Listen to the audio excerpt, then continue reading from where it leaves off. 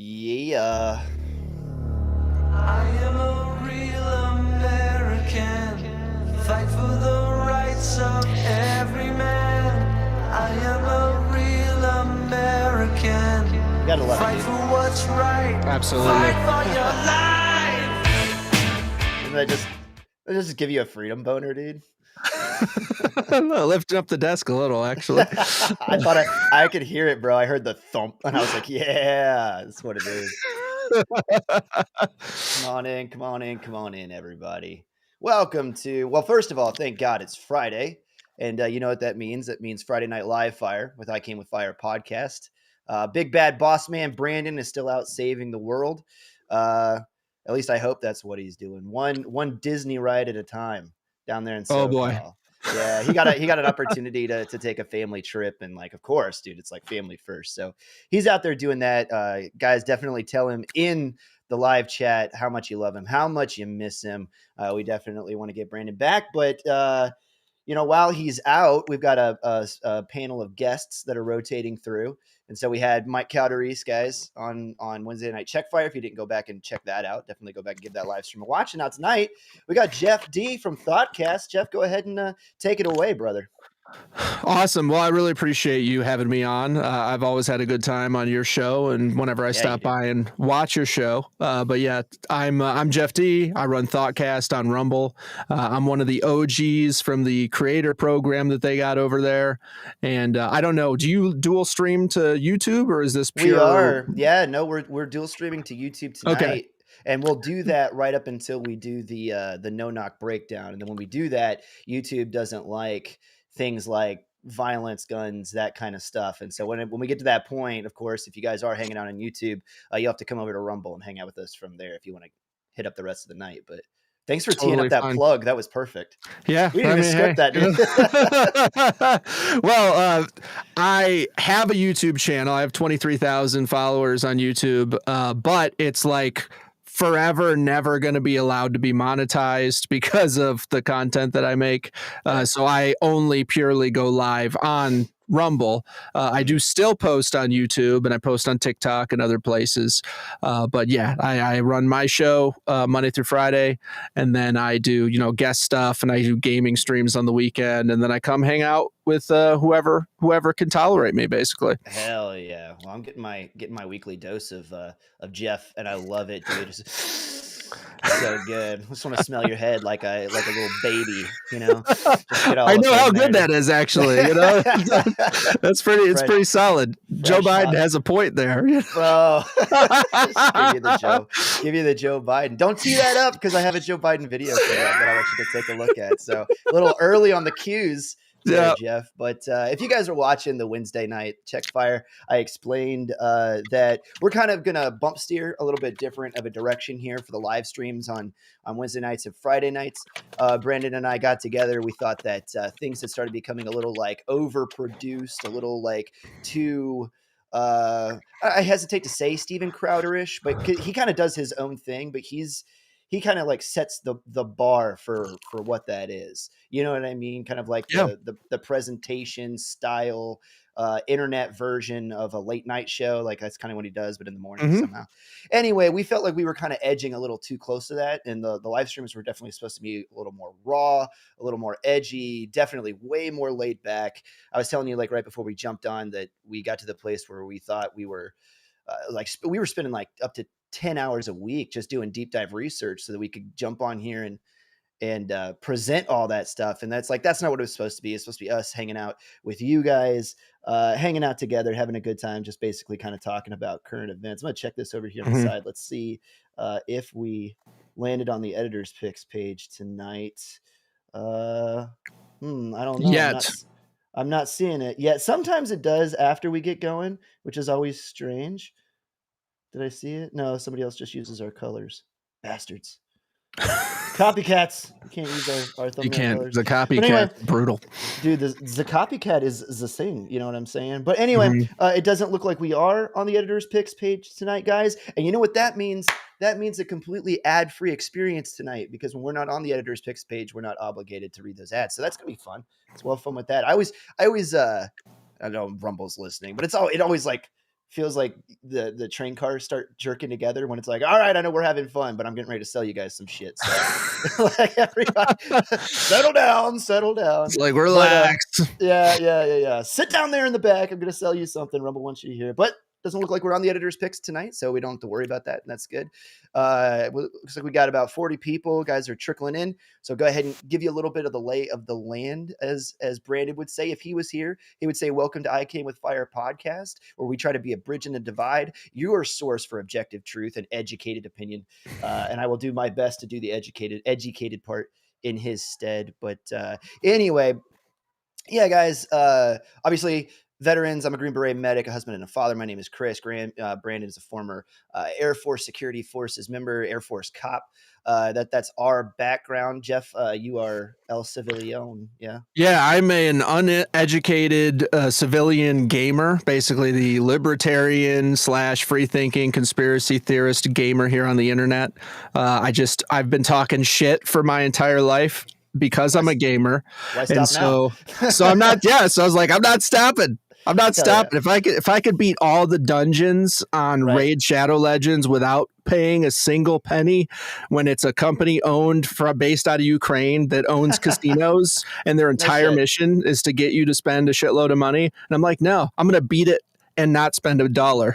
And yeah, and I tried to see if I could get them to also sponsor me, because I'm like, if I could beat everything and then they pay me, that's like the ultimate. But it didn't happen. Dude, you're that kid that the parents are like, get off those video games and learn to do something real with your life. You're like, joke's on you, Dad. This is what I'm gonna do with my life. Yeah. If they wanted me to be a surgeon, but it's not. That's not what happened. These hands are for joysticks, Dad. That's awesome. Anyway, guys, we're gonna kick around. I'll just give you a little bit of the lay of the land here. We're gonna kick around some stuff up top, some fun topics. It's our show, so we talk about whatever the hell we want around here. After that, we are gonna hit some headlines, and I think for the first time in I Came with Fire podcast history, yes, ladies and gentlemen, put a pin in this. All good stories tonight for the headline section. Okay. All good story. Good-ish. That's awesome. I'll say good-ish. Yeah. It's going to be great. You guys are going to leave enlightened. You're going to leave. Your spirits are going to be holly and jolly. I'm going to push you into the Advent season, or maybe pull you into the Advent season, kicking and screaming. And you will like it, damn it. There will be no sad faces this Christmas season. It's going to be great. After that, we do have a no-knock breakdown for you guys tonight. This one happened right up the road here in Seattle, because Seattle is a shithole. I don't know if you knew that. Yeah, I'm pretty well aware. I have a buddy who lives in Washington, but not in Seattle, but he drives to Seattle regularly. Nice. He was actually, that was my best friend, who was my best man, who went to Iraq. So he was a year ahead of me in the Army. So I got some funny stories with him. Okay. But yeah. Actually, let me see if I can't get us in here where we should be. I know I can get. I'm just being a lazy producer tonight, but I can make this look. A lot better. Let's see. There he is. Yeah.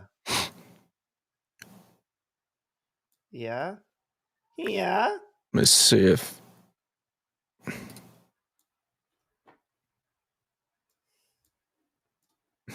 There we go. Very cool. Hey. Just a little swippy swap there. That's great. Well, I got the viewer count in there and everything as well. 7 people hanging out on X. Thank you guys for that. And hey, by the way, if you enjoy the stream tonight, now's my shameless plug, since we're basically only plugging us tonight. If you enjoy this stream, if it's something that blows your dress up, as it were, all Marilyn Monroe style, take your booger hooker, your number one little sandwich clamp right there, hit that follow button, hit the like button, share this with a friend. I've got a little unconventional campaign going, Jeff, where it's like, you can, the old school way of gifting a subscription is you could just make a friend a username and password and then stocking stuff it to them, and for Rumble, as it were. And then when you do that, go ahead and automatically sign them up, follow I Came with Fire podcast. So when they jump in there, they're already followed. That's an absolutely great way to stuff the stocking. It's like, here's your account, here's your username and password, and it already pre-follows all the great podcasts. That's what I'm saying. I think it's a good idea. But It anyway, is. after all that, the no knock breakdown. Let me get back where I was. After the no knock breakdown, of course, the rest of the show will be of you guys, by you guys, and for you guys, because then that will be the comment section, and that's where the night truly devolves. The phones will be open tonight. We'll have time to take maybe 3 or 4 calls. It'll be great. So definitely get on the phone lines early if you want to get in here. And then one of the new rules, because this show is completely and totally for you guys, and we're trying to get the live stream back to being way more laid back, way more us just hanging out with you. Any Rumble rant all the way down to $1 automatically gets pulled up on the screen. It will get interacted with. That's your opportunity. If you guys don't like what we're talking about, you want to hijack the conversation and take over the show, that's for you guys. So Rumble rants automatically get pulled up on the screen. That's a way that you can be part of the show. And then the other way is when we get to the comment section, the phone lines will be open. You can call in and be part of the show like that. So them's all the rules of the road. And just because we are more laid back, that does not mean that I get to stop cucking myself in front of you guys, because I still am active duty in the military. I'm legally required to do this thing. Don't worry. Your favorite stinger segments, like, they're not going anywhere. Let's just go ahead and get this communist struggle session over with.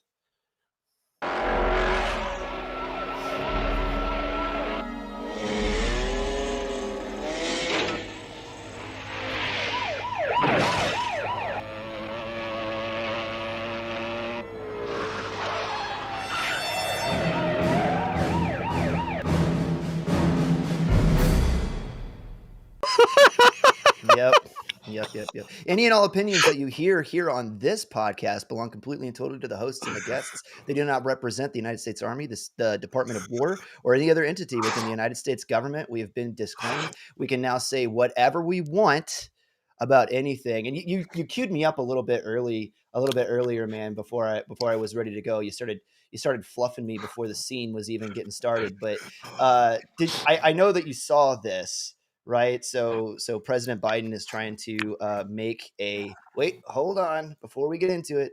Hold on, gotta follow the rules. Dagnar coming in with $1 already. I know you aren't the real Chris. You can admit you are a pod person. It's okay. Actually, I did say on the check fire. Thank you, by the way, Dagnar, for the $1. Really appreciate that. I just like it when you guys put it in my panties, as it were. But I did say on the check fire, Jeff, that here soon, because AI is going to get so good, that Brandon and I are just going to Homer Simpson into the bushes, and we're going to replace ourselves with AI versions of ourselves, and like the crowd won't even know the difference. Like, the show will just go on. It's going to be great. Alicia Victoria coming in early in the show with another $1. Hey, thanks for that. Just because traffic sucks. And second time on my way home, a semi wanted to take me out. Happy Friday. That doesn't sound like a happy Friday, but be careful. It does sound like you are okay. Stop rumble ranting and driving. Like, if you're going to rumble rant and drive, at least make it like a hundo. If you're going to go out because you're sending a rumble rant, I'm just kidding, Alicia. I love you so much. Don't die for $1 though. Seriously. Don't die for $1. But get back home safely, and then jump on with us. All right. Yeah. But anyway, jumping right into it tonight, guys. You teed up President Biden earlier, at least whichever version of President Biden this is. You see that he's out here running around trying to kick off like get the tour going again. He's getting the boys back together. He's trying to gain some momentum. Yeah. So he dropped a sick verse. I think this was earlier today. It was either earlier today or yesterday. Check this one out, Jeff. We just have to get up. As long as we keep the faith, summon hope, and get back up and remember who in the hell we are. We're the United States of America. That's who we are. We're the U.S. And there's nothing. What? Excuse me there, Mr. President. I can't understand you with that dick in your mouth. What was that? The United States of America. Yeah. Just completely, the thing. Just completely butchered. And that was supposed to be the applause line too. What is up, big bad boss man? Brandon coming on in. Everybody throw some love over to Brandon stopping by in the chat. Always good to see you, brother. Hope things are going well for you out there. Stay safe, and don't take any shit from anybody. No, do not. But thank you. I will try to fill your side of the screen with dignity and honor. You don't do that in which way.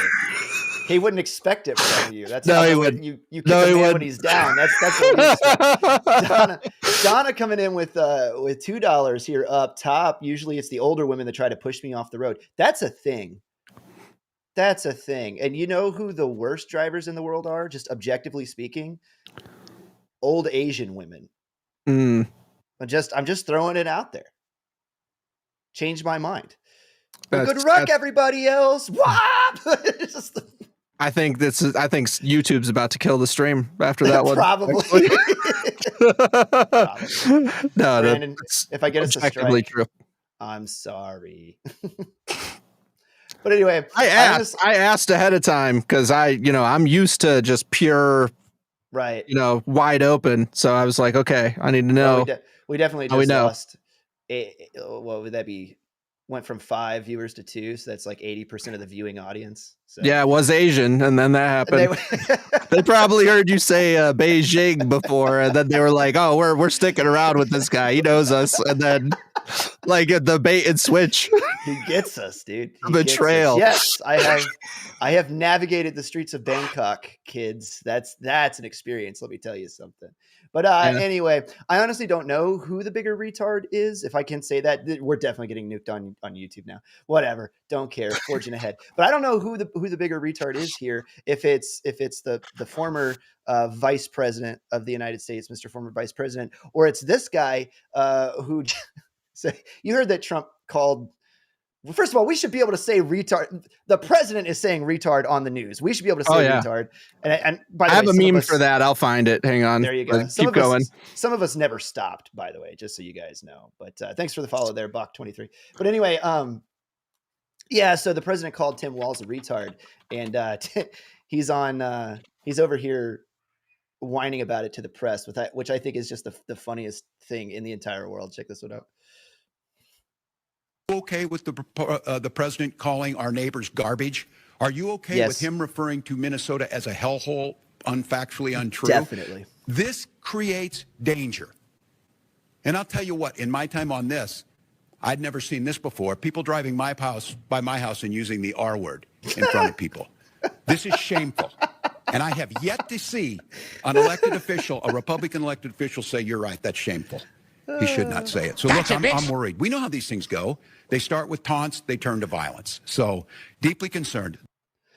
I mean, they turn to violence, bro. What are you talking about?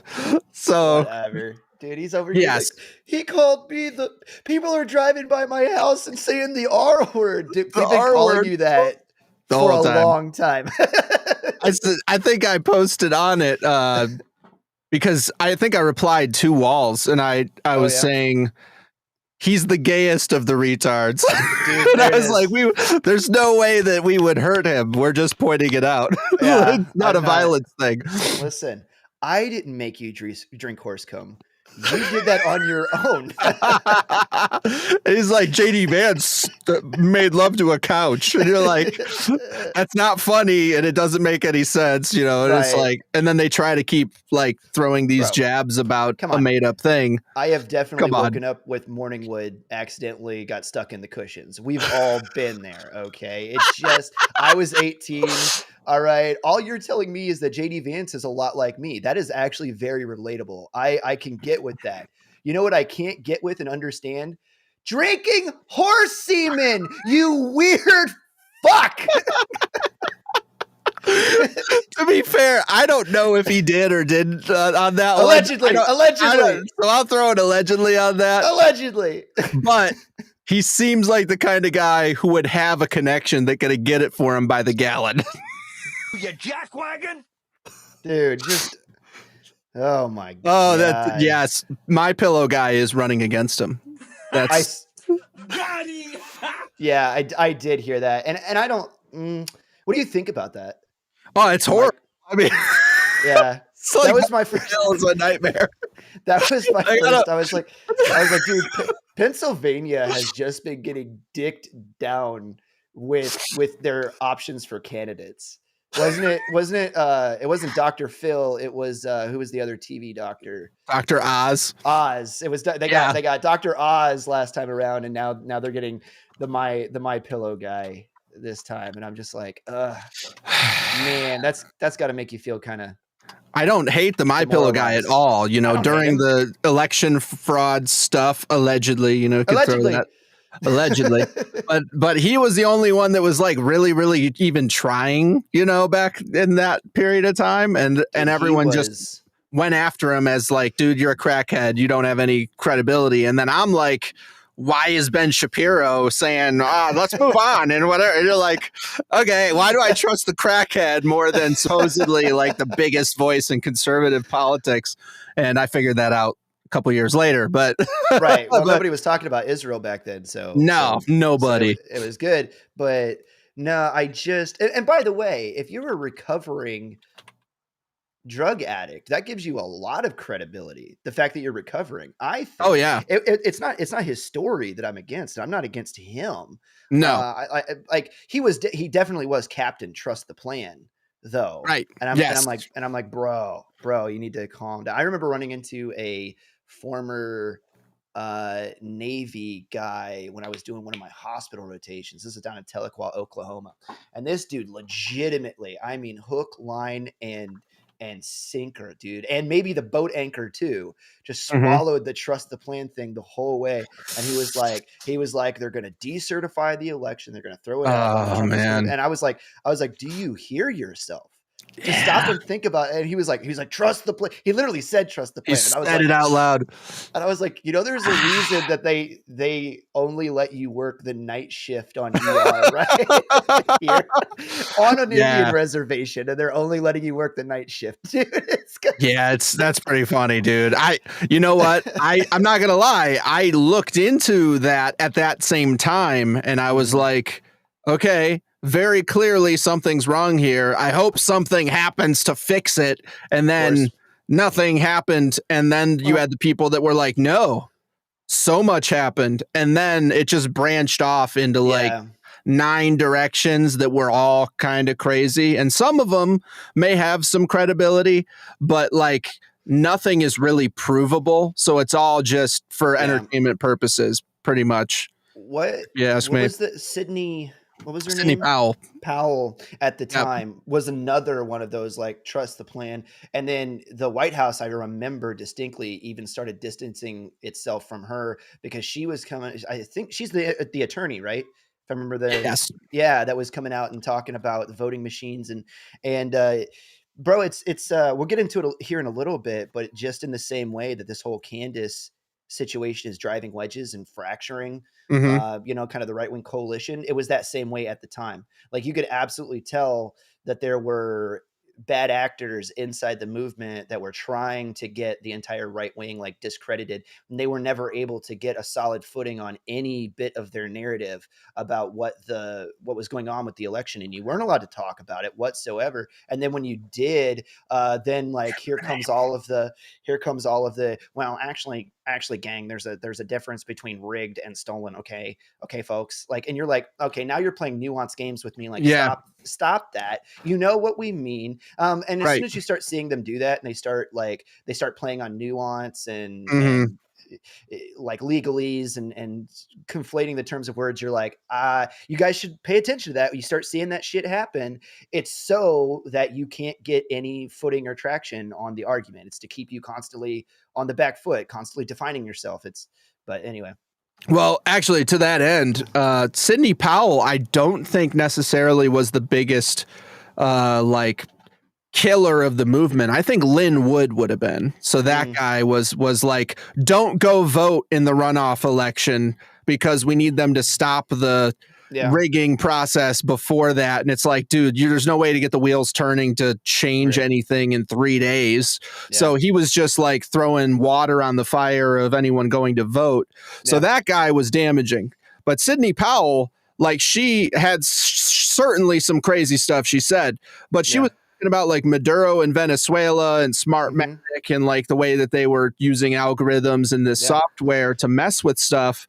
And just like yesterday, it came out that some high-ranking military official from Venezuela like turned himself into America to go to prison because he was otherwise going to get whacked by that regime. And then he dropped a whole bunch of knowledge on what their regime was up to. And he was like, yeah, like this whole drug running thing and all the smuggling, all the, the Tren de Aragua people, like they're basically under the orders from the top in Venezuela. And like, it's a war on us from them. And part of it is that software, which she was talking about, all those years ago when we called her a quack. So I'm giving her, I'm taking a step back before, let's let it all. I don't want to get this close to the end and then trash Sydney and then feel like a real idiot when that came out yesterday. That's a really good point, and I like the cut of your jib there, buddy. Anyway, Alicia Victoria coming in with $2 this time. Thank you. I'm not going to say Asian drivers are bad, but my sis-in-law, who happens to be Asian, did try to go reverse while going onto the freeway, and I was the passenger in the car. I said so many prayers. That's a good way to drop a transmission right out from. Oh my gosh, Dad, gone. Well, I hope the car's okay. Is the car okay? Oh man, where's that stinger when I need it? Is the gun okay? That's this was here for a long time. They got me. Dagnar got me the other day because we were talking about the Second Amendment being absolute and just like shall not infringe, that whole deal. And then I was saying, look, I understand the concept of why certain people would think gun control is a good idea because I know certain specific people that I would not trust with a gun because they're that like kind of ditzy or an incompetent. And in the same way, I wouldn't want to drive with them. So like, I know people like in family and circles where I'm just like, I'm driving. If we're in the car together, there's no way I'm getting in the car with you. And I'm probably not even going to follow you somewhere or be followed. Like we'll just meet there and I pray for everyone on the road with you. Like that's how bad their driving is. And I said, so those kind of people, I can understand you not wanting to hand them a loaded gun like that. I get it. That's all I was saying. And then Dagnar hit me with the ultimate and he was like, they're all women, aren't they? I was like, how did you know? How dare you put that on me? How dare you notice things? They were all women. Yeah, that's true. All right. Anyway, moving right along. So you're tracking the story that the FBI, they found the pipe bomber. Oh, yeah. I was all over that. It's been 5 years and they finally found him. Mm-hmm. I was on it like right on that guy. Cole Jr., a 30-year-old white man from the D.C. Oh, really? With transporting an explosive device. That might even be more on the nose than fiery, but mostly peaceful with the flames in the background. Yeah. The 30-year-old white guy. Dude, I mean, obviously Jake Tapper is just reading his teleprompter. Someone gave that to him. Yeah. San Diego means whale's vagina. Obviously, Jake Tapper. Yes, we all know. But that picture was not there when he was doing it. That's what's. I think it's important for everyone. He was just reading it. He saw the upper middle class house and was like, "It's probably a white guy's house." Well, I mean, and then he just read it. Like, come on. Honest, let's take a look at that again because he's got a little bit of got a little Carlton about him. I'll give him that. Little Carlton going on there. The DC suburbs is it's a nice tie. It's a nice pair of glasses. In interstate commerce. So I could see where you think he might be white adjacent. Oh my gosh. That. Like you said, nice upper middle class. It was very home. Like Democrat racial stereotyping was really built into that segment there. I mean, I think it was just the CIA using their last dying breath to control the last couple boomers still watching that show. Dang. He just had a tan, guys. Yeah, maybe Mark just got back from the beach. That's what it was. On the equator. But anyway, let's go over this story for a little bit, man, because there's a few things that just aren't adding up for me. Okay, go for it. You've been over it all day. So I seem to remember January 6th, 2020, or 2021, because I was there. I was alive. Yes. Okay. And I'm that old, actually. And I seem to remember that when the pipe bombs were found, correct me if I'm wrong, there was one planted outside of the RNC and one planted outside of the DNC. Right. Now, Kamala Harris was at the DNC at the time, but was not evacuated from the building. In fact, there was a whole scandal about why she won't admit to the fact that she was at the DNC while that election was going on, and was not, like, she will not admit to it on microphone. I and then I do remember it being reported, and I think Dan Bongino was all over this at the time, and put a pin in that. We'll come back to Dan Bongino, that the pipe bombs that were found were like training aids. So that's why they weren't taken seriously. That's why nobody was evacuated from the buildings. Also, somehow they are literally were supposed to be the training aids for the bomb dogs, but the EOD dogs went by after they were placed, and the dogs didn't detect on them. So that would seem to suggest that there was nothing inside of the pipe bomb for the dog to detect on. Remember, they're smelling for it. Yeah. Okay. So all of that, it's been 5 years. Now the Blaze comes out and goes, "Hey, we've done gate analysis. We have a suspect here, old Dyke McGee, that was working for the Capitol DC Police at the time. Capitol Police or DC Police? I can't remember. One of the two. I think it was the Capitol Police, and she was shooting protesters in the face with the non-lethals. So she was kind of a bitch overall. Like I said, Dyke McGee. Yeah, 100%. Yeah. Like you could, it's all in the jawline. You could see it. That's what it was. Oh yeah. She's got a "I like to be on top" complex for sure. She's the one with the strap on. 100%. Okay. Anyway, is there a bottom, or is it just like side? I don't actually. I'm curious on the logistics in the chat. You guys can get them banned the rest of the way from YouTube if you want.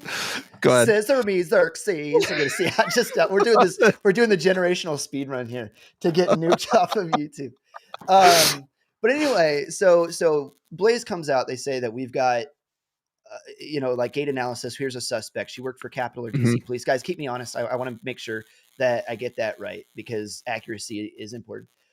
So one of the two, and then she goes on to work for the CIA afterwards. Right. Suspicious. Yeah. So she's suspicious regardless of her connection to that. She just remember her as suspicious. Yeah. Hey, thanks for the follow, Spiderweb. But then, so like a week after, well, how long has it been? It's been a couple weeks. Like 2 weeks. Yeah, I think it was like 2 weeks ago. Here comes the FBI. Just guys, we finally solved it. It's been 5 years. It was freaking Carlton over there. Carlton. Yep. That son of a bitch. We knew it. Son of a bitch. I'm not buying it, dude. What do you think? Okay, so here's the thing. I do believe it was Carlton. Okay, so I do believe it was Carlton. Okay. And I think that Bongino and them got in, and then they first had to get rid of the gatekeepers because the feds just had all this already. Like, that's my opinion. I think it's like the worst cover up ever, because the guy was so obvious. I read the reporting, all of it out loud on the stream today. And they're like, he went to like 4 different Home Depots and bought like the pipe, an 8-inch pipe and a pipe cap. He walked in. He was like 4 different ones. He was like, "Greetings, fellow upper mid-class person. Do you have any bomb making materials?" It's serious. I would like he to pay for them did with that. cash. That's what happened. And so I'm like trying to tell everybody, I'm like, listen, okay, I've had to like replace all the freaking outdoor plumbing because of leaks and shit. It sucks. So but I have to go buy plumbing stuff. Nobody buys like that many little sections and more than one screw cap. Like, you might have one somewhere in your rig, but you're not going to buy 12 of those things. So it's so clearly, unless you're about to fight the Terminator, like everybody knows that you're just like buying Bob's stuff for something, Right. and like, he walks in with the quarter zip and those glasses. Do you My guys glasses, have any basically. diesel and Chex Notes? Ammonium Yeah. nitrate. Hang on, it What? goes back. Yeah. You have to, like, scroll up from like a Hezbollah. Like they're like, dude, I'm not selling you this shit. He's like, I'll give you an extra. I would like fiver. one 3-inch pipe. It has to have threads on both sides, approximately a 6-inch section, and Chex Notes, 2 steel end caps. Also, do you have egg timers in this place? Yeah. Oh, I need to go to Walmart for those. Right. Yeah, they should have you them at gotta- Target, right? I'm pretty sure they said he got it at Walmart, but he got it. Making this shit up as I go. But he got those in the summer. So that to me, that points to the fact that this guy was already radicalized in like the Summer of Love, BLM riots, and all that stuff. And then maybe with my conspiracy brain, somebody noticed him and the kind of shit he was doing, and then maybe he got a little coaching, maybe he got a little something dropped in his Kool-Aid, if you will. And then kind of he like that guy that was MK talking Ultra. to Thomas Matthew Crooks. Yes, like that kind of stuff. So that very possibly could have happened. And so he got directed through all that. And then once he, skipped his ass out of there, then it was the feds just the whole time burying the trail, like every step of the way. Cause you don't not find that guy for 5 years. And then, Bongino, or 4 years. And then Bongino gets in there, sicks the dogs on him, and then all of a sudden they get all of this information. It's like, this was the easiest case ever. It's in DC. All of DC is like a giant surveillance state. It's like the Truman Show, dude, in DC. Yeah. So, and I mean, I didn't even go into the fact that, it's like they have him on video walking, but then it's like the video that they released to us was in like 8 megapixels or something. You're like, the cell service just happened to be out. That camera just happened to be glitching. We don't have actual, and they released it. It was like 1 frame a second or something retarded. Yeah. Like that. So that's what they did for Rittenhouse. Like, remember? Blick. Yeah, I do. I'm not buying it, dude. Like the whole thing stinks. I hope that you're right. I hope that it's just like, hey, we got rid of the corruption, and then this guy surfaced, and it's like almost certainly a patsy, even if it was him. Even if he's still a patsy. Deed. Certainly a patsy. You're not. He had more than a touch of the tism. If you looked at the guy, he was not. He was a few crayons short of the 24 pack. Okay, it's like he was finally discovered mayonnaise, dude. That's what happened. Changed everything. So dry. It wasn't meant for you. You can't touch the sacred sauce. But dude, I mean, and what's funny, you got to throw a little extra because of this stupidity from CNN. It's like they're like, he's the 30-year-old white guy because obviously it was a white MAGA terrorist. And I had people coming in my chat saying, "Oh, you heard it was a Trumper? They got the Trumper that tried to blow up Kamala." And I'm like, every time, dude. Dude, what are you talking about, bro? We were having this conversation. I intentionally, like I said, we're supposed to be doing things way more laid back. I hope you guys like the more laid back version of the stream. That's what definitely the live fire is supposed to be. And so I intentionally didn't go deep diving into it. Everything that we talked about tonight, I was just like, was just off the top of my brain. I was trying to be funny, and you're like, no, that's what he did. Like, what? How did I know? To ask me how I know, because it's almost like it's every time. It is. It's so often. So, I mean, I will say the lady, it could have been her still. I mean, she was such a freak, and you looked at her profile and she totally had the whole, I mean, she was a spook right afterwards. Right. So it's like you do and they do that. It's kind of like jumping in to the gang, they're like, all right, you're going to go do this and this and this. And if you get it right, then boom, we're going to disappear you into the CIA, basically. No, you're definitely recruited. I mean, go back and read I'm working my way through JFK and Vietnam right now by John Newman, but go back and read. I'm trying to remember Thomas, what was the guy's name? He wrote the book Chaos, which covers the Helter Skelter and like that whole case with guys Charles Manson, the whole Charles Manson murder case and everything that was wonky that went on with that. But even just right there, because it's like the 60s, like everything was kind of intertwined about all the weird shit that was going on. And you go in there and like there's some really eye-opening stuff about how the CIA was operating back then. And like all of their people are recruited. Like you don't walk in and you're like, hi, I would like to join the CIA, please. Like that's not how it hell works. no. They recruit people, you know, mostly from elite Ivy League schools is their starting point. But some people, and I do believe that, by the way, she went to an upstanding university. I just can't remember which one. I saw it. I don't remember either. But yeah, or something like that. Anybody in the chat, correct me on that. I do believe that chick went to one of the premier prestigious places. Universities. Yeah, Ivy League, whatever. Yeah. But that's not what they do. And then sometimes they find people, you know, Men in Black style, like out of the NYPD and shit like that. You know, you get scooped up. But and the CIA, they're watching JFK. They're like, hey, we noticed that you fancy Marilyn Monroe. Why don't we talk about Operation Northwoods? Let's do it. You know, I heard you have a thing for opioids. The word on the street is. It's like we could, if we take out some of our own, they won't. Yeah. Everyone would be thrilled if we then go attack some other nation. And it's like JFK's like, we need to get rid of the secret. He had all of his speeches where he's like, I want to splinter the CIA into the wind and all that. He didn't get to do any of it, unfortunately. He didn't want to intervene in Cuba. He wanted to dismantle the CIA, and the Dulles brothers were like, over my big fat balding body. And dude, the Dulles brothers were evil. Like those dudes. I got to look into them. Yeah, I know the JFK stuff is like a platform to jump off to a lot of different directions because you got the CIA. It's the center of the spider web.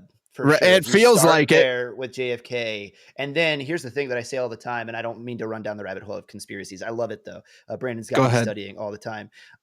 Is that like there's a lot of this stuff about the CIA, and we can prove this is how they were operating back then. Like if they were already doing that back in the 60s, what do you think they're doing now? Do you think they got to a place and they were like, all right, guys, like they got us. You know, like we should probably really start policing ourselves. We should probably. Oh, I lost him. Jeff, come back. I'm sure he'll come back, guys. Right here. Oh my gosh. Oh, you dropped out for a second. Okay. Yeah, it wasn't on my side. Oh, I found myself very lonely. It was anyway, the CIA. They did it. You know what? There's only one thing that I haven't said yet tonight. That's Israel.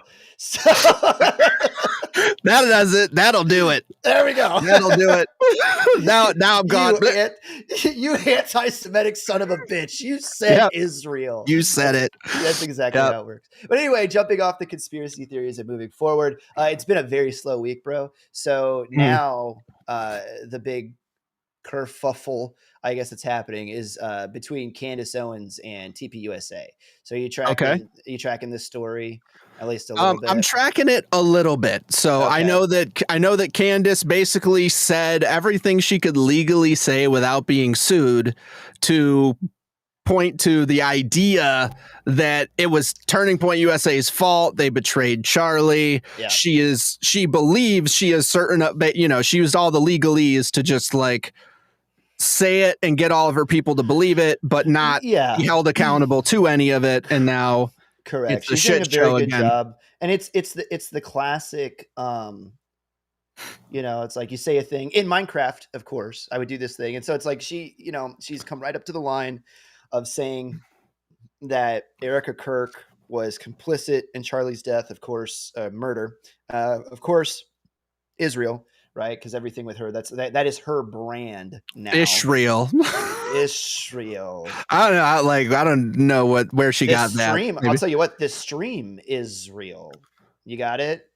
You understand what I'm saying? Anyway, oh yeah.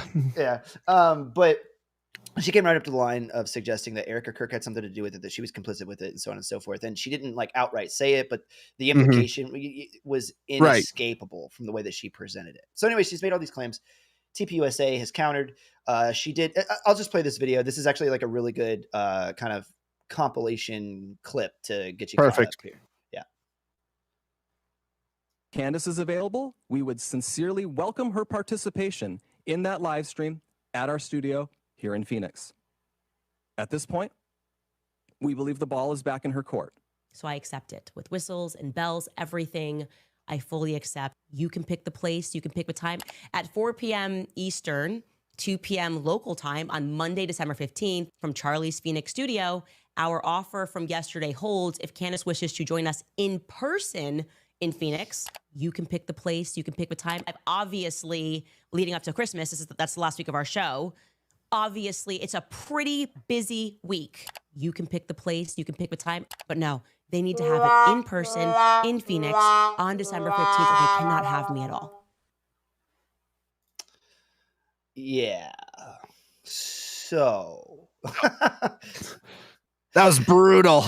not a good look. No, right? I'm So, on yeah. Team Candace when it comes to the Brigitte Macron thing. Are you? But oh yeah, I've seen the bikini photos. It's bad.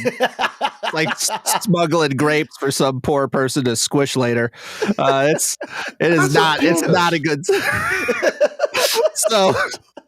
So I'm actually with her on that one, but on the Charlie thing, it's like there's stuff that doesn't make that much sense. And there's been so many lies forever that everyone just doesn't believe anything. And I think that's a little bit good to just get people to talk more. But with that comes personal responsibility of discernment to not just believe every crazy thing. And you got to like understand it can't all be true. Like there's stuff that just, it can't all be true. So my wife said a thing to me earlier today, and I found it really interesting because I'm like, I hadn't seen it through that paradigm. And it got me to thinking. And I think Tim Pool said something about it recently, very recently too. And then Jeremy Hambley from The Quartering also in one of his videos suddenly dropped this. And I was like, oh man, I hadn't thought about that before. But all three of them, including my wife, was like, dude, I think that she loved Charlie Kirk. And I think that she's got, what they call second wife syndrome. And so it's like, dude, this is what a lot of people are saying, that like maybe the reason that that Turning Point stopped having her on the road with Charlie 11 months before he died was because there was some type of like growing romantic thing there, possibly on her side, because Turning Point just quietly stopped having her at the events and didn't really bring anything up about it. And now that Charlie's passed away, she's literally trying to literally burn down, tear brick from brick, everything that he built.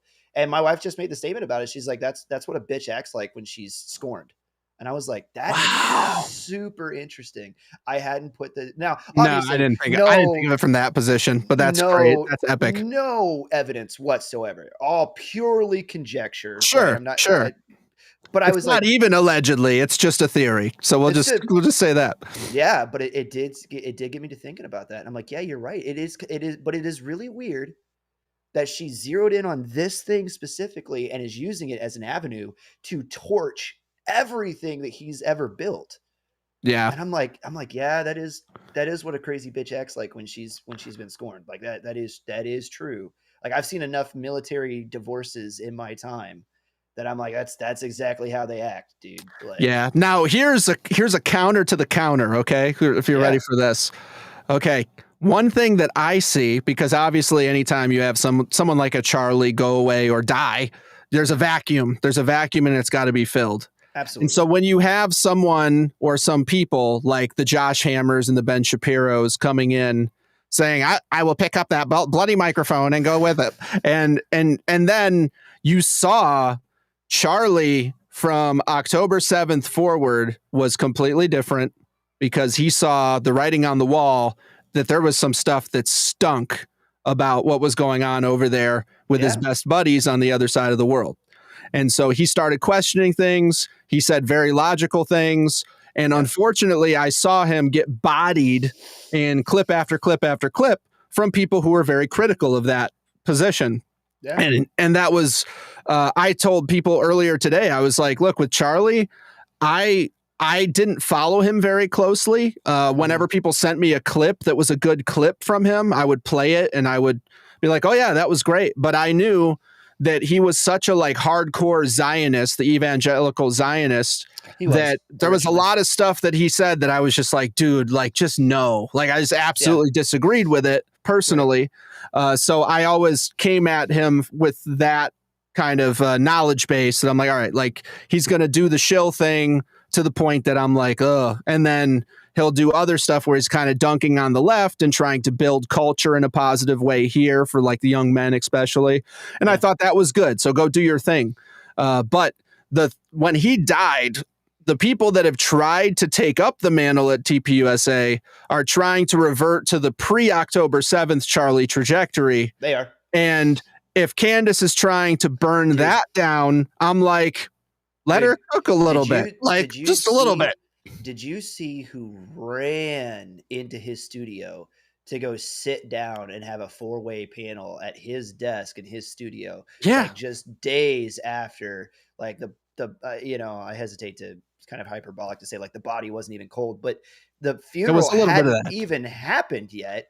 And they come running in there and there's, old B-Shap sitting down talking about how close they were and how much Charlie was his friend and all that. And then it ends up coming out much later that like apparently Ben Shapiro and Charlie Kirk had beef behind closed doors.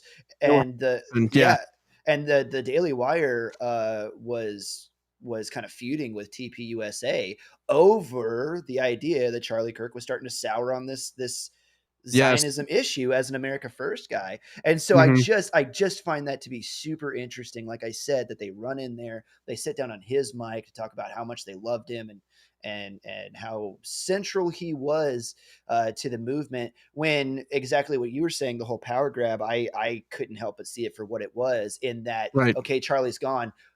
They literally walked in there kind of like Jesus on the cross, and like the Romans are casting lots for his clothes. It's like they walked in there to see who's going to get the lion's share of Charlie's audience. That's what it was. They were dividing up his audience to see who was going to get the most followers out of it. And I thought that was just disgusting. It was disgusting to watch. You know what I mean? Today, I was looking up something because I said Charlie was so influential and so in the fight daily that he has tweets that are relevant to almost everything that's going on. Yeah. So people will just go and like find something he said a year and a half ago and then just like clip and post that statement or whatever. And so when I clicked on I clicked on Charlie Kirk's verified, blue check mark Twitter account, and Charlie Kirk was live today. And so that's like what we're talking about. It's like, it's not Turning Point USA, the organization. It's like Charlie Kirk is live right now. And it's like, it's a little weird. They're playing a dead man like a marionette. Correct. Online. And I've been feeling the same way. It's weird that his YouTube channel is still Charlie Kirk, that his handles are all Charlie Kirk. They didn't change it. But I understand from a standpoint of like, it's got the name ID. Sure. But it just feels like you're putting words in a dead man's mouth. Yeah. And they are literally like, you see them doing that. Yeah. Yeah. And there's like every single time it's like, well, if Charlie were here, he would say, well, if Charlie were here this way. And I'm like, dude, stop doing that. Like, honor the man's memory by pushing the ball forward, by continuing the mission, not by, in the military, we call it wearing somebody else's rank.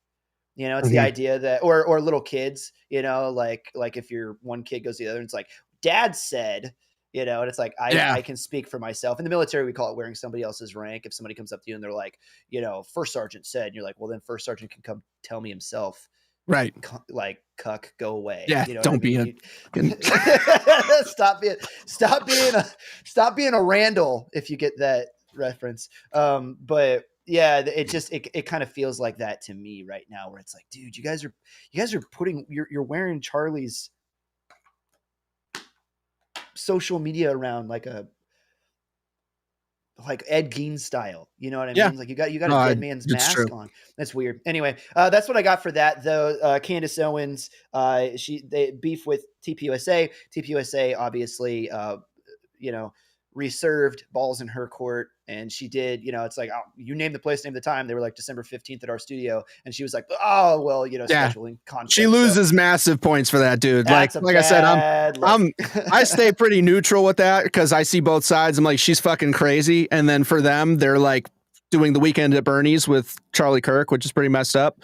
So I'm just like, you know what? Exactly. I'm like, just let them fight each other, you know? And I saw in the chat, someone said, what do you think of Brandon Tatum, Officer Tatum? I think he's cool, but he's also APAC Shakur. Okay. Like he is such a freaking unbelievable shill that it hurts. Like you're watching it, you're like, have some respect for yourself. He's like, hey, BB, I'm glad to have you on. My favorite thing ever is when I went over to Israel and the Orthodox Jews spit on us as Christians. No, they only spit on him once. Other than that, it was great. Oh my God. Like, holy shit, dude. That was something else. Yeah. It's so great. I only got spit on once by the little L'chaims. Anyway, so it's the tiny hat people are funny anyway, but when it's little tiny hat people, it's even funnier. Well, if it goes smaller or bigger, once you get the mega with the flat, you're like, that's just a Tim Pool beanie.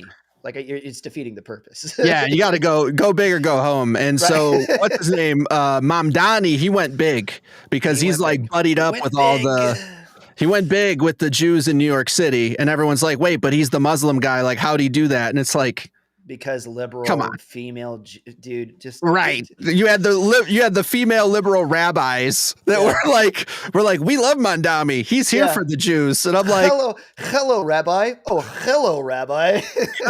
Good luck, New York. It makes me think about what's his nuts in Men in Tights. When he shows up and he picks his hat up and then the curls are attached to the hat and they go with it and he puts it back down. Dude, it was Mel Brooks, right? Mel Brooks was like way ahead of his time. Oh, he's so good. Yeah, Mel Brooks back and watch hilarious. Blazing Saddles is a damn classic. It's a damn classic, dude. And that movie could never be made today. Like there was no way whatsoever. It's funny because I watched a video earlier today and it was I don't know if you're familiar on YouTube. There's these young black guys, the Cartier family, and they make a lot of content, a lot of really good content. They just have long discussions. They do reaction stuff, whatever. Sure. But they're doing these reaction videos to Nick Fuentes. And it is the funniest. It is the funniest shit ever because you have all these other people with like the pearl clutching, whatever. He's so offensive. And like these guys are watching it and when they get done laughing their asses off, they're like, he didn't say anything wrong. He didn't say anything wrong. I'm just again, show me the lie. Show me the lie. On Wednesday night, we played the clip of Trump calling Ilhan Omar a garbage person and her friends are garbage people and these people. And we got done with that. I was just like, first of all, that was peak Trump. That was like, you could tell that in his brain, he was going, God, I should be tweeting this right now. I should be tweeting this. But you just got the raw, unfiltered. It was great. Yeah. It's like, maybe that isn't politically correct. It's like, no shit. Don't care. And I was just like, and then I got done and I was like, but I mean, show me the lie though. Like, show me where he lied at all. Like and I was 80% are on welfare, like of some kind. He's like, they're garbage. Get them out of here. We don't want them. People. Look at me. I am the garbage man now. Yes, you are. Yes, you are. All right. Anyway, that's the kick around. That's what we got for you guys. Hope you enjoyed that. Hey, if you're enjoying the live stream, go ahead and hit that follow button, hit that subscribe wherever you guys are hanging out. Take the live stream, give me a thumbs up, or give Jeff a thumbs up. I don't care. He'll take it and probably sit on it. That's cool. He's into that kind of stuff, butt stuff as we call it around here. But anyway, if you guys are enjoying the live stream, please take the link, send it to a friend, that kind of stuff. And then also, if the live stream doesn't give you enough I Came With Fire in your life, Lauren Bobot, our chat bot, will be scrolling the Discord link. So go ahead, click that link, run over to Discord, jump in there where we have a pretty cool community. We're talking all the time. Anyway, but that being said, we can't just shift topics. And like I said, guys, we're not on editor's picks tonight, so I'm under no contractual obligation to sell you shit. So we're not going to do that. We're just going to roll. We're just going to have a good time. But we can't just like jump from segment to segment without coming up for just a little bit of air. So here you go. This one's for you guys. This is my brain. Hungry? What? No, man, it's like 5 a.m. Shut up. We don't even really eat breakfast. Do we want to buy a $16 soggy sandwich? No, man, that's insane. Like I just told you. What if it's 5 a.m. and we're at the airport? Cookies or pretzels? Both, please. Should we eat a bathtub of popcorn in pitch black? No, what the fuck? What if we're at the movies? Okay, then yes then. This makes sense. This is good now.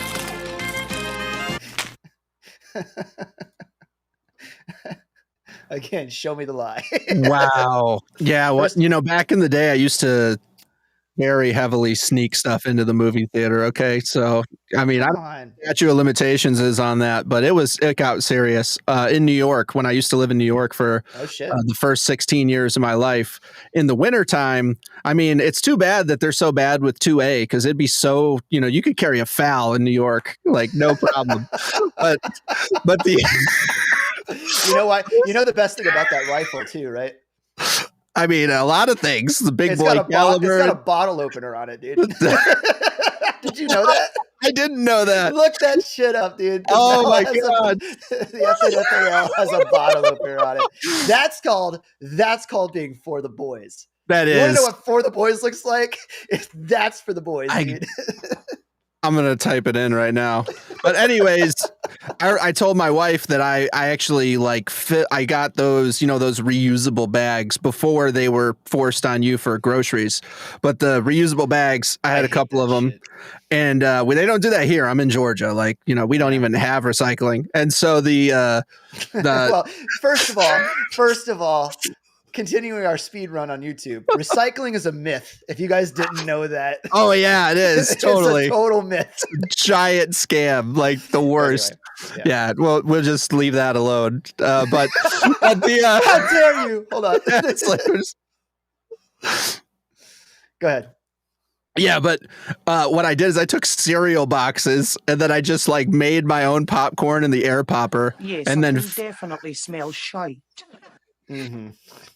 I filled the cereal boxes all the way to the top, closed them, and then stuffed them in the reusable bags, and then put them over my shoulders, and then put a winter coat on over that. So I had under dual holstered popcorn boxes, and then I'm just walking into the movie theater. That reminds me, have you ever seen the funny videos of like big ladies trying to smuggle hams and turkeys out of the grocery stores? Bro. And they always get them up under the moo-moo. I saw one where this lady was you can clearly see her clear as day. And she takes this big old ham, dude, just a big old hawker. And she's like, what? She gets it right up in there, dude. And then she's waddling out. And the one of the employees comes out. They're like, excuse me, ma'am. And she's walking. And she tries to speed up. And he's like, excuse me, ma'am. And then the ham just hits the floor, just thud. And then she just starts waddling faster. And I don't know, what are you supposed to do with that ham after that? You got to go put it back on the shelf, dude. Oh my gosh. No, yeah, I don't. That's just it's just over. You don't get it back.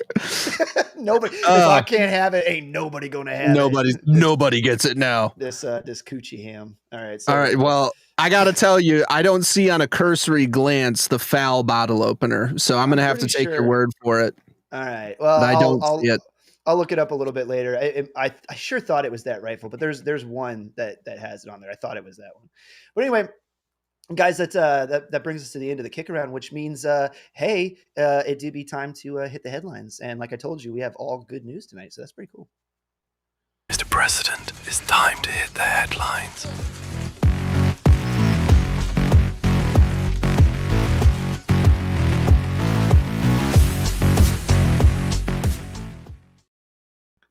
That was a great stinger, dude. Oh, that's a great stinger. That's awesome. I got the Thoughtcast approved, dude. Yeah. I made a new one right before the show. For tomorrow. Did you? Well, not tomorrow now, Monday, but yeah, gotcha. I'm really excited about it. Well, I'm gonna say, man, next time we need to get one made, I think I'm just gonna come straight to you with it. Yeah, do it. That's fine. Just hell yeah. Reach out. So anyway, let's go ahead and speed run these headlines tonight, guys, because this one, I always think it's really funny when you have a movie and it's like the entire plot of the movie fits in the title. Oh, man. Like Snakes on a Plane. Yeah. Okay. Right. Okay. I'm waiting for that was it. You're like, yeah, that was it. You're like, oh, okay. The whole thing. That's the whole thing. And this headline is like that. The entire thing fits in the whole story fits in the headline right here. So for those of you guys that believe this was in Virginia liquor store finds drunken raccoon passed out in the bathroom. Oh, poor little guy. Look at that. I believe that he got that. That's a bottle of Jameson. I recognize that anywhere. I think he got into some peanut butter whiskey and a little bit of vodka there on the end. First of all, buddy, I don't know like how long you, but don't mix your sauce, dude. Like that was the first thing you did wrong. But I think so. A lot of people were talking about this. It actually came up in our Discord server. So it's like, yeah, I gotta bring it up. What's really funny about this though is that story has gone mega viral. So I know that you're in the digital space and you know kind of what's going on in like on YouTube right now. If you do anything with politics, like you even touch politics, like all the views, whether you're on Rumble or YouTube, like whatever, is just diving off. Yes. Like yeah, that's fair. Yeah. And I think that part of it is I'm a huge dead internet theory believer. I think that like probably upwards of, at least from the research I've seen, like 30 to 40% of the traffic on the internet is probably mostly just AI driven or bots or things like that. So you got that going for it too. And then like what is left over from the actual human traffic, real live people, they're just politically fatigued. Dude, they're politically fatigued with everything. They're tired of people screaming in their face. We're also heading into this is the dead time of the year for streaming, for content creation anyway. So it's kind of compounding on that. But while all of that's happening and views are declining across all the platforms, this story went like ultra viral. And then not only did it, like usually they peak and then start teetering off. This one like peaked, kind of coasted along, and then started rising, which is a very weird for a story to do. And I think that it represents like just how done people are with anything politics. And yet this is Colts Walker. Well, it's a Rumble rant. The FAL does not have a built-in bottle opener. It's the Israeli Galil rifle, not the FAL. Also follow him on X, everybody. He gets around the no links in the chat by throwing $1. Thank you, Colts Walker, for holding me true. I can always count on you. It's the Israeli Galil. Thank you. That's the one. You know what? Maybe we should just support him with no limit whatsoever. It's still for the boys. My point still is, for the boys. If you have a rifle that's got, thank you, Colts Walker. Definitely appreciate you. And by the way, guys, just to throw a shout out to him and Ratchet, the twoest new moderators for the channel. Thank you guys so much. Nice. For the love team. the mods. And, yeah, absolutely. So throwing some love to the mods, keep us bot free in there. And but anyway, yeah. So I'm gonna take like kind of an interesting philosophical take on this story of the drunken raccoon. Could it be that we've become so postmodern, that we've become so decadent in our hedonism in Western society as a whole, that our hedonism and our nihilism is being passed on to the poor innocent woodland creatures that they just don't see, like there's no end, bro. Like there's nothing to life but to get wasted and have a good time and do what we want to do, in the immortal words of Simon Pegg. What do you think? No, I don't think that's it. I think Ben Shapiro went on a panel of liberals and said that the algorithms are actually poisoning everybody, and we need to change the algorithms because it's making them not like the things that we want them to like. And then all of a sudden, the drunk raccoon outweighs the freaking pipe bomber in the algorithms. Like that's where I'm at. So I'll stay negative. If we're gonna steer back over to him, is there a possibility? I think Mark Dice was saying this. Is there a possibility you think that kind of cohort of, you got him, you got Mark Levin, remember they kind of like, they went on and they were like, dude, freaking make sure that like yes, we're going to cancel you. Like the right cancel stuff all the time. And we're going to, you can't platform these people, blah, blah, blah, blah, blah. Everything that they were saying. It's just, which I'm a free speech absolutist. And I say all the time, it's like, if you do that, if you tell people that they can't talk about a thing, you are creating the black marketplace of ideas. People are going to go somewhere to talk about stuff. And then what happens is the retards end up staying below the waves, where the bulk of people aren't going to see what their terrible retarded ideas are. Right. Like, and then it just foments under the waves until it breaks over. And it's like, do you want Nick Fuentes? Because you're making him, when you do things like that, you're lending credence. I always say that like the lack of evidence for a thing can't be evidence for a thing, but there's it's the same way with Tipper Gore when she started putting parental advisories, on CDs, and all the kids, like CDs for you guys out there that are, Gen Z and below, they used to be these discs and they would have data loaded on them, like songs and whatnot. Really anything. There you go. There it is. Full example. Right? Before that, obviously, you had cassette tapes. Before that, 8-tracks. Just giving you guys a little history lesson there. But anyway, like, and the parental advisory, if you went into a record store or whatever, music store to go buy stuff, it's like that's what the kids would automatically flock to. It's like they started making music to get that parental advisory because they know that sales would go up if you had it. Right. And so in the same way, it's like you do that. And it's like, I'm going to cancel you. It's terrible. You can't platform him. Everybody goes, wait, what don't you want me to hear? Hold on. And then they put him on a circuit. Right. It must be that he has a point. And then now he's basically, dude, he is basically doing a generational speed run. He was on PBD. I think he sat down with Myron Gaines, if I remember correctly. Steven Crowder just had him on yesterday to talk about stuff. And it's just wild because now they all know, by the way, we're all algorithm driven now, is that he is a giant draw in a time frame where I just said all views across all platforms are declining. In this time of the year, look at any Nick Fuentes video anywhere, and it's 100K hits, 300,000 views, 400. Like, he is just, wherever he goes, people tune in to listen. And it's like, congratulations, you played yourself. Like, you made that. And I guess my question for you is, do you think that is the purpose so that a certain group of people can always and forever be the victim and play the victim? We create the boogeyman so that we have somebody to be victimized by. Right. Yeah. I mean, I definitely think so. And I'm gonna say that the Nick Fuentes thing, I think I've said it before. He is not exactly my cup of tea. I don't hold the same views as him on a lot of things.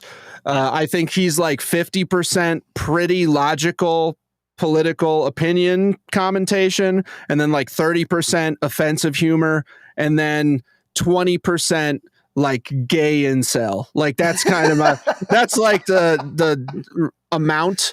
But I saw this, and this is like crazy that this just happened. So I just shared it. If you don't mind pulling up that screen, if it lets you. We didn't practice this, but I'm trying to hijack the producing part of the show. Yeah, no, it's all good. But it is somebody talk shit about Nick Fuentes.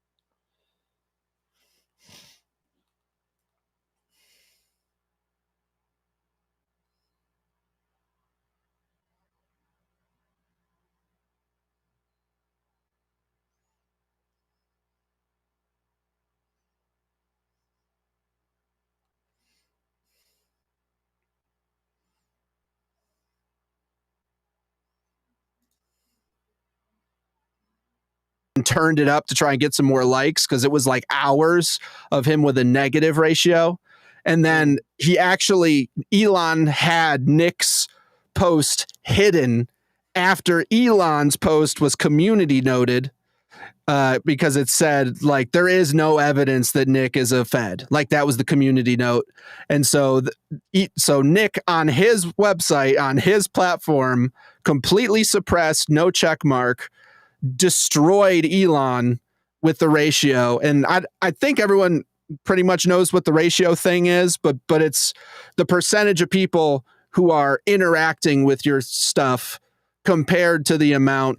Hey, so can you go back Go to the ahead. headwaters of that? I apologize. That's okay. Your audio cut when I went over to the other screen, and I apologize that for you guys. So can you just back up to the head and say it again? Everything that you were saying about the ratio and just describe. No problem. They were able to see. No problem. Yeah, that's just the way the tech was. Okay, that's fine.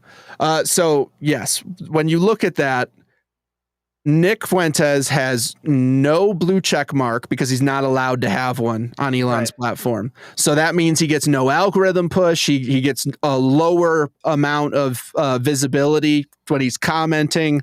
And basically everything relies on him getting boosted by real interaction from people, or it could be bots and feds and whatever. But I don't think so. Like, I think that's actually an organic audience for this kid of disaffected people who are just pissed off with the system generally. There is that. Like, I know for a fact that that's a thing that's happening. There is a group of disaffected young, largely white Gen Z males that are like, this dude is finally saying the thing that I've been wanting somebody to say like the entire time, and he's doing it. And it's like, I get it, man. I get the sentiment. I get where you guys are coming from, but this is not the way, right? And some of the things that he says, it's like, this is not the way. Brandon and I have ad nauseum talked about how his arguments, even though they're on the right, it's still identitarian, collectivist style arguments. It's National Socialism mostly. Stuff. Correct. And I'm trying to rack my brain about where I've heard those two words pushed together before. Nationalist, socialist party of something. But anyway, my point being is it's like, this isn't the way. I understand what you guys are. This show is not about Nick. I promise. We're going to jump off this topic. It just, we got onto a thread here, but yeah, boys, this is not the way. Like, find a better role model. I mean, the kid is good at talking. I just find it weird. Mike made a really good point on Wednesday, and I'll bring it back up. I just find it weird that he comes out of nowhere. He was at January 6th. Somehow people that weren't even there, like what's his name, Tario with the Proud Boys, gets pulled in.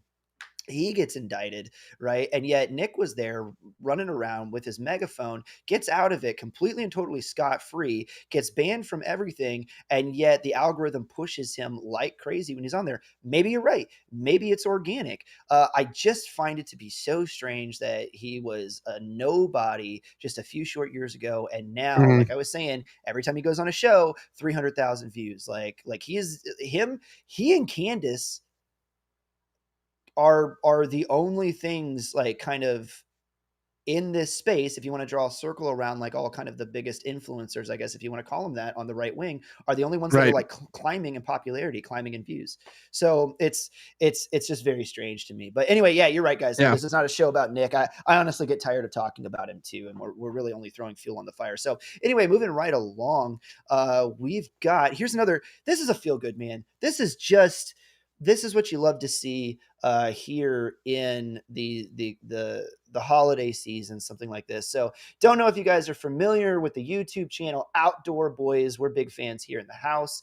Luke from Outdoor Boys, that's him right there in the picture. YouTuber from the Outdoor Boys came out of retirement to film a video for his friend's channel, whose wife was recently diagnosed with cancer. And so I looked this up a while ago. So first of all, he's got, let me pull it up right now because I want to give you guys like an actual realistic snapshot. You notice that YouTube, by the way, started burying the follower count, the subscription count on the different channels. No, I didn't notice that. I'm gonna go to my channel real quick. At least on the mobile app, they did. So if you pull it up and you look for a channel, it shows it. But when you look on the actual thumbnails of the videos, usually it would have like channel name, subscriber count, view count. Now they're burying the subscriber count for the channel on the videos, and you have to actually pull up the channel and go to it to find that stuff, or open the video description and scroll down to find it. But anyway, Outdoor Boys, as of tonight, I'm looking at it right here on my phone, 18.2 million subscribers that channel has. I looked it up with AI a few days ago. At the height of, and this is all estimated because Luke never disclosed like his monetization and everything. It was estimated that his channel revenue was like $3 to $7 million monthly with the amount of traffic that he was going through. It was now when I say revenue, right? Like I'm not saying that all went to him, but I'm saying between the ads that went over the channel, that was like all the revenue that the channel generated in general. And that was just an estimate because Lucas never disclosed any of that. But he goes on. Let's see. I have another screenshot here that expounds on this just a little bit, I think. Yeah. So here's the tweet that he made about it. New video, kinda. I filmed a camping video and gave it to a friend. Some of you may know that Steven with the My Life Outdoors YouTube channel is helping his wife battle cancer while also raising 4 kids and running a YouTube channel. That's a lot to deal with. So I made a video for him to have and post exclusively on his channel so that he didn't have to worry about making a video over the holidays. I thought you guys might want to see an Outdoor Boys style video, even if it wasn't my channel. So here's the link. And dude, when it comes to content creation, that's about the most for the boys that you can be. That it's like I filmed a video and I gave it to him. I just gave it to him. It's gonna exclusively go over his channel. Here's the link. Go find him. Go give him a view out to his 18.2 million subscribers. Like, what a heads up thing to do. That's pretty awesome. Like, ho ho ho and all that jazz. Like, dude, I know that Luke is a Mormon. I know it's a Mormon family. I have my own issues with Mormonism as a religion. I love Daniel Tosh's take on it back when he was big, but he was like, Mormonism, dude, I have a hard time subscribing to a religion where my dad is old enough to be like Joseph Smith. Yeah, no, that didn't happen. Like, which I thought was a pretty funny joke. But that aside, obviously Luke is like one of the good ones. Like, you can see it, and a move like this, dude, that's just heads up.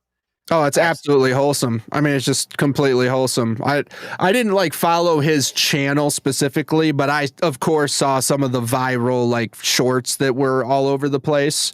Yeah. So I would see him like just making some food and like his boys, you know, trying to make it out and calling them, being like, hey, you know, we're freezing our asses off and we like ran out of fuel or whatever.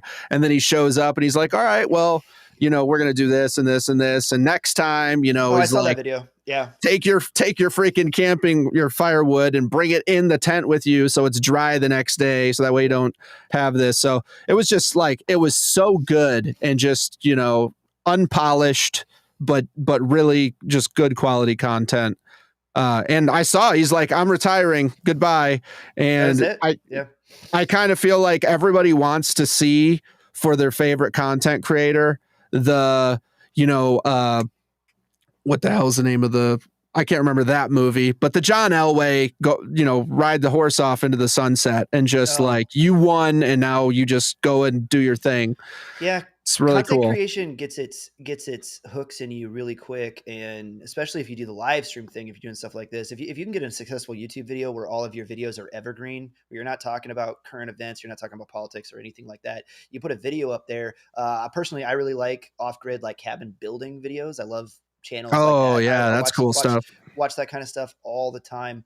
And you put videos up like that, and they call them evergreen videos, right? Because it's like, it's not tied to a timestamp. It's not relevant to current events and things like that. And you know for a fact that his YouTube channel is going to continue to be lucrative, even though he's no longer posting to it. I just, this one hit me like in the feels, and I'm just like, dude, what a bro. Like what a bro, just to give it away completely and totally. And then it wasn't even just like, I'll film the content and I'll make it for you. No, I'm going to go on and hype it for you too. I'm going to go hype it. I'm going to tell my 18 million subs to go give your channel a view and check him out. And I hope they did, man. If you guys are an Outdoor Boys subscriber like I am, I hope you go follow it to the other channel where that guy is. I hope you give his channel a follow. Like this is the kind of, and this one of the reasons to shamelessly plug ourselves all the time, why we ask you guys to follow the channel. It takes like 2 seconds. It costs you absolutely nothing except the time to click the follow button, yet it pumps the videos up in the algorithm. And for that guy, I guarantee you that was like the coolest Christmas gift that he ever got. Like I don't even know. Time too, his wife has cancer. I mean, come on, like that. Right. He's dealing with a lot right now. Yeah, and if you're on YouTube, dude, you can't take a day off. If you're live streaming, it's even worse. You cannot take it. It's like cranking out the content is the thing, dude. You cannot afford to miss a day. Otherwise, like one day missed in internet world, like you might as well be now a relic like the pyramids. You know, it's like people just completely forget that you exist and you're not alive anymore. And he was relegated to the dustbin of history, and he did it to himself because he got sick and didn't live stream one time. So yeah, hopefully I want to see that guy succeed. I'm going to go give that channel a follow to pump it up too. And anybody else that follows Luke, I hope you guys go do that. Let's make that guy's Christmas an awesome Christmas and just give him the ability to kind of focus on his wife. So I wanted to be a part. I saw what Luke was doing. And this is my little way of adding to that and helping to blow wind in the sails of that. So hope you guys will help me do that. We got almost 7,000 followers over here on Rumble. I know YouTube sucks, but there are still some good people that make content over on YouTube. If you do have a YouTube account, please go give that new channel a follow. I'll pull it up one more time so you guys can see the name of it, but it was My Life Outdoors YouTube channel. So if you do have one, go give that guy a follow. Anyway, last story for tonight, and I don't really have any headlines for this or anything. It was something that I stumbled across, and Jeff, you're gonna love this. You're absolutely gonna love this because you're a tinfoil hatter like me. So did you see the headline? Yeah, dude. Did you see the headline about the TSA now charging $45 per passenger if they do not have a real ID? They're going to upcharge you $45. So tell me your thoughts on that before we bounce. So the real ID is kind of that's a tough one for me because I live in Georgia. I have a real ID already. Like they did that a while back for us. Yep. It hasn't really changed much. In my opinion, the way the election system has been, a real ID would be a solution to it if they weren't giving illegals real ID on licenses, which they are. So I'm just like, if they did it right, which the government never does it right, then I understand why it makes sense and that it's a good thing, but the government never does it right. So it's a pretty. And that got me down the rabbit hole. And so I started looking, and here's the absolute craziest stat that I've ever found, because it's like, you're going to get dragged into the tech age. You're going to get dragged into the end times, kicking and screaming, whether you like it or not. And I was like, no, I have no plans of getting a real ID. I already have a Wisconsin state driver's license. Like I'm completely and totally fine with it. And then lo and behold, I went and I did a little digging and I found out, and here's ChatGPT as of tonight. It said, as of now, all 50 US states have made driver's license and or state ID cards compliant with the Real ID Act already. And I was like, wait, hold on. So Wisconsin went all the way back in 2013. And I didn't even realize, because they have a program much like Texas, where if you're in the active duty military, you can annotate that on your driver's license, and then it doesn't expire until you get out of the military. You have to go get a new one. But at least once, I had to go get it renewed at least once while I was in the military. And it was, let's see, several years ago. I was 182 pounds back then. Anyway, let's see here. I went back and I got it in 2024. I finally had to get it updated. So I pulled this thing out and I start looking over it. And I'm not going to show you guys my driver's license for. Yeah, please. I'm like this. I'm like, of all the people, if you're that. I'm not an idiot. But I started looking over this and I'm trying to figure out like where the Real ID information on it is. And I still haven't been able to run down. My research still hasn't figured out like what parts of this are Real ID compliant. But I did notice something very interesting when I flip it over to the back. Ours has a big barcode. Right dead center on the top end of the card. And right under that, there's an almost microscopic number to the right and below the barcode.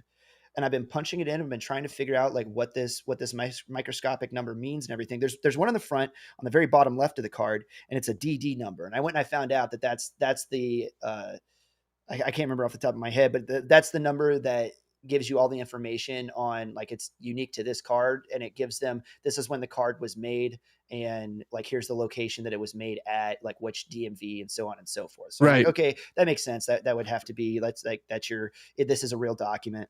But anyway, yeah, on the back there's two of them. There's two sets of microscopic numbers. They're underneath the barcode. One is under the barcode and all the way to the right of the card. And this is a 1, 2, 3, 4, 5, 6, 7, 8, 9, 10, 11, 12, 13, 16-digit number, which is very interesting. And then the other one is 11 numeric digits, and then underneath another 11 letters. So it's an alphanumeric number. And I have not been able for the life of me to figure out like what these two numbers are, why they're on the card. What, like you don't just arbitrarily put shit on a card. So they're tracking something. Yeah, that's something. I mean, I don't know what it is either, but that's weird. And now, and if you guys know, if you guys in the chat have figured this out, if you've ever looked into it, like let me know if you can find it out, because I'm still trying to do the research on this. But the fact that they went ahead and all 50 states have already made all their driver's license Real ID compliant, whether you liked it or not. If you have a driver's license in the United States, you already have a Real ID. Congratulations. If you wanted to opt out of this program, you didn't get that choice. You didn't even get that choice. That's how insane this shit is. Yeah. First, it's the Real ID. First, it's a star. First it's a star, which we got. Next, they're going to be hacking into your freaking AC unit because, you like it cold at night? Well, fuck you. We're going to turn it up. We're turning it up to 74 at night in the summertime. You have a gas stove in your house? Oh, nay. No, buddy. Nope. You don't get to do that. Well, I mean, so I live on a military installation, and we already have, they're coded in. I can only ever have the ambient temperature in my house 25 degrees cooler than the air temperature outside. So if it starts getting above a certain degree point, my AC just kicks off, and it'll get 78, 80 degrees in the house during the height of the summer, because they're like, sorry, you can only cool your house to 25 degrees below outside air temperature, because we know what's best, and you're not allowed to use that much electricity. It's good for the environment, don't you know? It's already like that. And then here's another thing. I don't know if I'm supposed to say this, but I mean it's open source. So, but you made your disclaimer, so you can do it. In the government buildings here on post, you're not even allowed to control the heating or the cooling. They control it at the city center over here in Lakewood. So the local municipal building, they control all the heating and cooling on a military installation. You tell me how the hell that makes any sense. First of all, it's a giant security risk in general, because it means that somebody over at the municipal building can basically be like, dude, we could literally bake all of the military guys out of their buildings if we want to. Turn the heat up. They can't control it in their military buildings. It's insane. And every single year we go through it, where it'll be May, June, the temperature's already creeping up, and the municipal building, because they go according to a schedule, will not turn off the heat. So it'll be like 80 degrees in your office, and you're like, please shut the heat off. It's late May. I get it. And then heading into the fall, if it gets cold too quick, they won't turn off the AC to turn on the heat. So it'll be like 62 degrees in the government building, and you're like, this is retarded. Low and cold air, bro. It's insane to me. It is absolutely insane. Yeah, that's bad. So, I don't know who negotiated that. I don't know why they thought that was a good idea. Like I said, it's a giant security risk. So that's insane to me. But I will say this. Those are the stories that we have for you guys tonight. We did Drunken Raccoons. Hilarious. Obviously, Luke with the Outdoor Boys. Throw in some Holly Jolly on another YouTube channel that was really cool and heartwarming. And then Real ID Scam. Congratulations. You have a driver's license. You were opted in. You don't get to get out of that. So anyway, I'm not just going to leave you guys.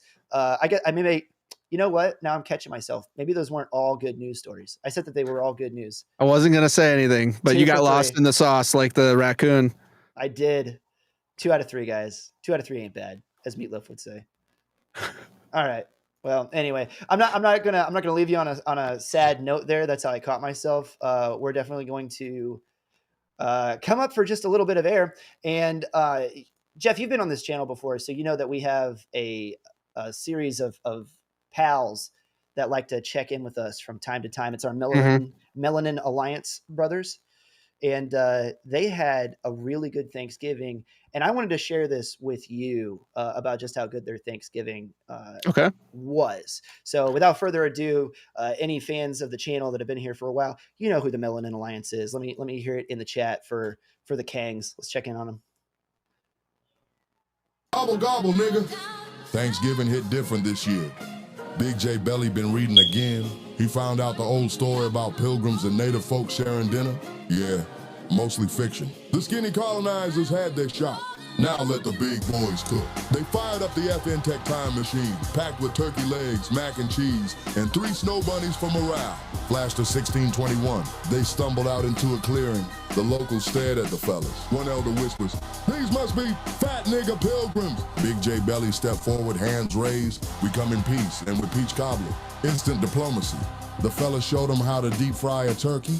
They showed the fellas how to live off the land. Kids climbing on Biscuit Mike like he's a friendly buffalo spirit. Drums beat, laughter rolls, a whole cross-century potluck popping up. Then they brought out the peace pipe.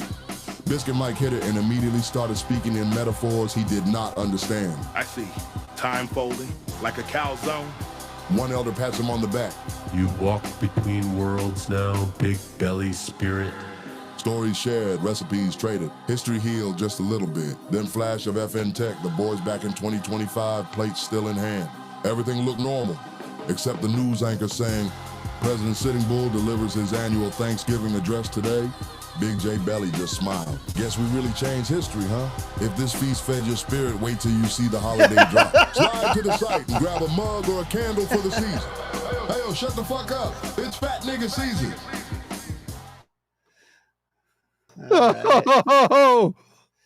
All right. It's always good to see. It's always good to see the boys doing good. We love to see it, dude. The AI is rewriting history. Speaking of that, you know, you had the Obamas working with Netflix to acquire, is that CNN or Warner? So there's this new merger Warner, they're trying to put through. Warner, and there was another one. They're trying to, but yeah, I did see, my wife told me about that this morning. Yeah, well, I'm just telling you that video you watched is going to be on like their Netflix, and they're going to say this is what happened, and they're trying to take it from us, right. and people are going to watch that and believe it, and there's not much we can do about it. So Cleopatra was black. We found that out. Yeah, didn't you know? Yeah. Didn't you know? Didn't Cleopatra was? Absolutely. I mean, it was everybody. Everybody was black. There was the Swedes were black. I saw that in the Discovery Channel on the Swedish television. Or like, here's the early Swedes, and it's like a bunch of black people, and you're like, oh man, you sure about that? You sure about that? You sure about that? I don't know. I don't know. Okay, HBO. There it was. Thank you, Alicia Victoria. Oh yes, yeah, HBO. So it was Warner and HBO. Yep. So they're. I'm gonna throw an extra just good news thing that happened to cover you for the real ID. Okay. Yeah. Well, I realized what I messed up. I had originally wanted to talk about the real IDs up top during the kick around. And then I realized that I missed them, and so I'm like, "Oh, let me bring them back here and here." And okay. So that's why I caught myself. Then I was like, "Wait a second, that wasn't. I thought I checked my sources." Well, go ahead though. Okay, so here it is. Trump has lifted the ban on inexpensive vehicles, basically getting around some of the bullshit bureaucracy. So it's possible we could get some micro EVs or the Toyota Hilux. The Hilux. I have heard about this. Yeah, the mythical, the unicorn. The mythical Hilux. And I was like, dude, because they said right now they have a Hilux that is $14K. And it's just like a stripped down diesel mid-sized truck, but it doesn't. Drove me many a Hilux over in the deserts of Syria, and for $14K, those things are tanks. I have seen one take rounds. I have seen one hit an IED, and it just kept going. It just kept going. Sign up, sell a kidney, get a Hilux, and it's worth it. Like, just get it. I agree with you, dude. 100%. Well, anyway, guys, we're getting ready to head into the No Knock Breakdown. That's where we talk about tactical videos, police encounters, things like that. But hey, if you're hanging out, over on YouTube, we've given YouTube just about as much as we absolutely can tonight. But as many jokes as we were making, I can't get the I Came With Fire YouTube channel banned, especially while the boss is gone. So hey, if you're hanging out over in YouTube, if you are enjoying your night, hey man, come on over to Rumble. I Came With Fire podcast over on Rumble. It's the same name over here. Come on over here and hang out with us. That's where we're going to be hanging out for the rest of the night. We got the No Knock Breakdown and then, of course, the comments section. So if you guys have been enjoying it, please come on over. And for you guys here or wherever, if you've been enjoying the content tonight, please, takes you no time. It costs nothing of you. I want nothing of you. I ask nothing from you, as the nephew would say in Christmas Carol, except to hit that follow and that subscribe button and leave it a thumbs up. If you enjoyed it, please, it helps us with the algorithm. But anyway, that being said, YouTube bros, have a good night.